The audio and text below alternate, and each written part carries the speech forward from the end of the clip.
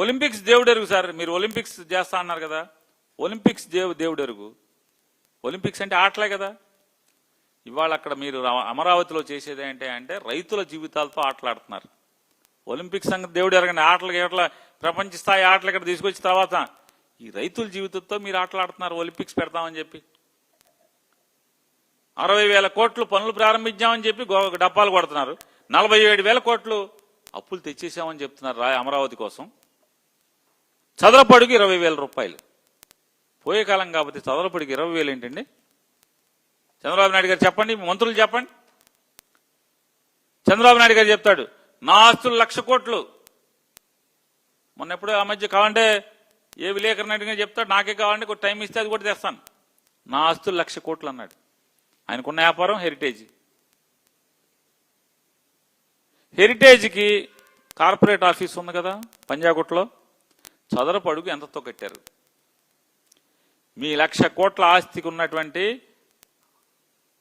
ఆదాయ వనరుగా ఉన్నటువంటి హెరిటేజ్ బాగా పాడిస్తుంది కదా మీకు.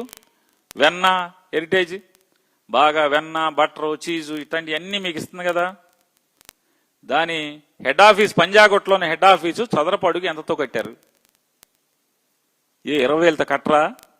అంటే మా సొమ్ము అయితే మాత్రం చదరపు అడుగు 20,000తో దోచేస్తారా? కట్టరా? ఇది ఆఫీసులు కడతాకే 50-60,000 కోట్లు ఖర్చు అయితే మరి 50,000 ఎకరాలు ఇచ్చినటువంటి రైతుల ప్లాట్లలోకి రిటర్నబుల్ ప్లాట్లో ఇవ్వాల్సినటువంటి చేసి చూపించాల్సినటువంటి సౌకర్యాలు, రోడ్లు, డ్రైన్లు, ఎలక్ట్రిఫికేషను, డ్రైనేజ్ సిస్టమ్ కానీ అట్లాగే వీటన్నిటినీ గ్రీనరీ అన్నారు 100 చెప్పారు కదా. వీటన్నిటికీ ఎంత అవుతుంది? ఎంత అవుతుంది? ఎప్పటికి అవుతాయి? ఇంకా ఏం సిగ్గుపడకుండా ఇంకా 50,000 ఎకరాలు కావాలంటున్నారు నారా చంద్రబాబు నాయుడు గారు. ఇప్పుడు ఒక్క రైతుకి ప్లాట్లు వెనక్కి ఇవ్వలేదు, ప్లాట్లకి సౌకర్యాలు కల్పించలేదు, ఎప్పుడు అవుతాయో చెప్పే నాదుడు లేడు. ప్రజల మీద భారం ఉండదన్నారు.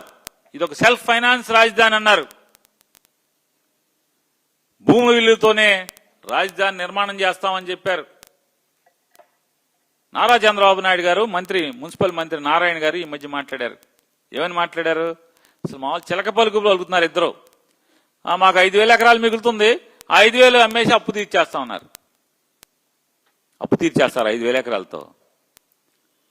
నారా చంద్రబాబు నాయుడు గారు కిందటి సంవత్సరం స్థలం కొనుక్కున్నాడు, 5 ఎకరాలు కొనుక్కున్నారు. 5 ఎకరాలు ఎకరం 3,80,00,000 పెట్టుకున్నారు.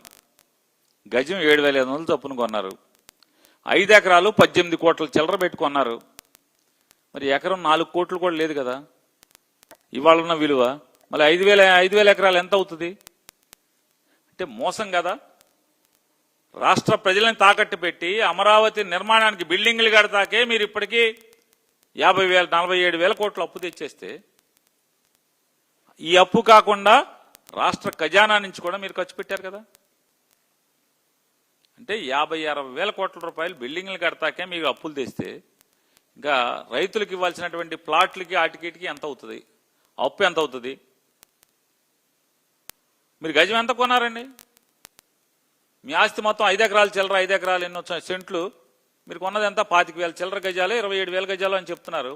27,000 గజాలో 25,000 చిల్లర గజాలో గజం 7,500 చొప్పునే కదా మీరు కొన్నది. అంటే 7,000 ఇవాళ మార్కెట్ వాల్యూ 7,500 ఉంటే మరి 5,000 ఎకరాలు ఎంత అవుతుంది? 20,000 కోట్లు అవుద్దా అవదా సరిగ్గా? మరి 20,000 కోట్లతో ఎలా అప్పు తీరుస్తారు? ఆస్తి విలువ పెరిగాకంటే ఆస్తితో పాటు అప్పు కూడా పెరుగుతుంది, వడ్డీ పెరుగుతుంది కదా. అదెవడ కడతాడు? ఎప్పటికి తీరేదా? నారా చంద్రబాబు నాయుడు గారు మీరు ఎన్నికల్లో ఇచ్చినటువంటి హామీలకి సంతకాలు పెట్టి మరి మీరు పవన్ కళ్యాణ్ గారు ఇచ్చిన హామీలకి అవి ఎంత బోగసో. అమరావతి సెల్ఫ్ ఫైనాన్సింగ్ స్కీమ్ అనేటువంటి మీ స్టేట్మెంట్ కూడా అంతే బోగసా కదా? చెప్పండి. పచ్చి బోగస్ కదా అది. మీ సూపర్ 6లు మీ హామీలు ఎంత బోగసో ఈ అమరావతి అనే సెల్ఫ్ ఫైనాన్సింగ్ స్కీమ్ అని చెప్పని మీరు చెప్పేటువంటి ప్రకటన అంతే బోగస్ కదా.